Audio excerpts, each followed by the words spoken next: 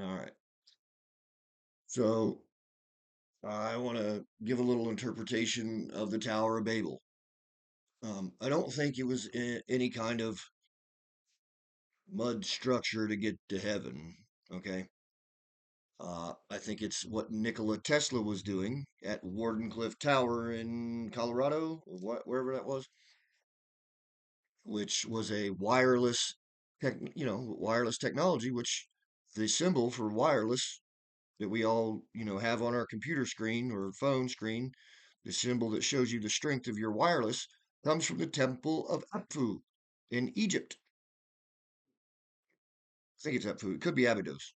One of the two. Anyhow, it comes from Egypt. So, and I can't be the only person that's thought this. Obviously Tesla did, but you know, it seems pretty obvious to me. And then you have Enlil getting pissed off. Why would he care if we built, an alien being or God? Why would he care if we built a mud hill and care so much that he would perceive it as a threat to his power? A mud hill. Okay. Basically, it wouldn't have been in their eyes, it would have been an ant hill. Okay. They wouldn't have even gave it a second glance. But this thing was a threat to them. Hmm? So much so that he scattered everybody across the earth and fucked up all their languages. Hmm. And shortened their life to 120 years. He says, my essence shall not abide in them forever. I will limit their life to 120 years. Yeah. So I want people to start thinking outside of the box when it comes to the Bible, man. I love the Bible. I love the Bible, the Nag Hammadi, the Dead Sea Scrolls. I just started reading the Quran. I love these books. Don't get me wrong. I am not trashing these books. Period. I love them. They're amazing. When I read them, I feel like I'm in the damn desert walking with, Yeshua himself, you know. And that's amazing that they can do that, these books. But anyhow, that's just my little interpretation on the Tower of Babel. Hope some of y'all agree with me. I'm sure a lot of you ain't going to, especially the, Bible, the zealots out there. But, look, this isn't my interpretation. Well, it is my interpretation. But, my essence shout out that's right out of the Bible itself. Okay. And you have to ask yourself, why would God care if we tried to get closer to him? Like, what? Isn't that what we're here to do? Okay. So, and also another thing I'd like to bring up too is that in the Nag Hammadi, it says Yaldabaoth is Yahweh, and that he was born an aborted fetus.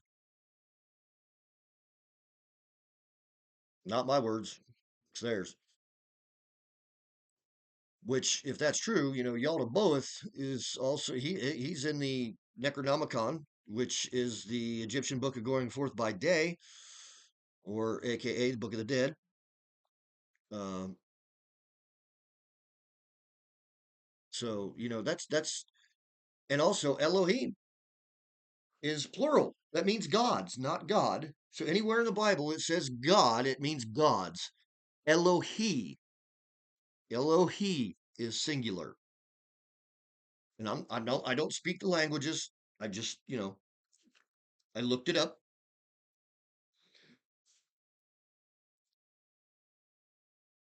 But if you're a Christian and I'm offending you, I'm sorry. Like I said, I love these books. but there are layers of stories behind each page. Okay. It's not just the words on the page. And I'm trying to invite you to think for yourself because when you're not allowed to have your own opinion, you're in a cult. Okay. Just because, you know, it's got this shining face of goodness on it doesn't make it right. If you're not allowed to have your own opinion, you need to do something. You need to change something. Okay. And please, I love all these books. I respect them to no end. I damn near cry when I hear, when I hear about, like what happened in Iraq when, the people broke into the Sumerian museum over there, and when ISIS was blowing up, Sumerian places, which why would they blow up Sumerian places? Like they've been around them things for generations, and it's not even anything to do. Well, actually, it is Jewish kind of because Enlil is Yahweh, you know. So, which that would make him born an aborted fetus too, because his mother, Pistis Sophia, didn't want to involve her partner. So she thought about it and got pregnant on her own. Which there's layers to that story, and I haven't quite figured it all out yet. You know, it's hard to find people to talk about this stuff with really because people think you're a freaking space alien, and it's quite offensive. 'Cause I'm just trying to figure out what people have been trying to figure out for thousands of years. This is nothing new. So it's only new now because no one's told you. I mean, Henry Austin Laird, uh, uh, was it him? I think it was him. If it wasn't him, it was the next guy or like one of his proteges or something that actually decoded the cuneiform tablets. He may have been the one that found him, Henry Austin Laird. Uh, I think I can't remember the guy's name that started that actually figured out the cuneiform. But and if you want to know, if don't look at the text yourself.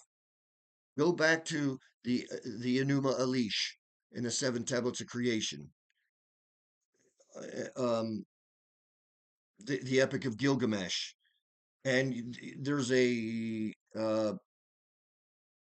can go to these college. I don't know, like Wikipedia, like I don't know exactly how to. You can go into college things and read like like what they just how they translate the stuff. It's very interesting. Oh, uh, and you just read and read the Bhagavad Gita, read the Ramayana, the Mahabharata, and if it's it's a lot of reading, but you can also listen to it and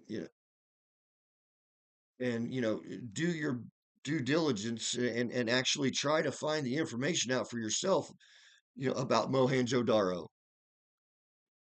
and what happened to the people there. It's disturbing. It's disturbing just not just because of the time that it took place, you know. But yeah, that's it.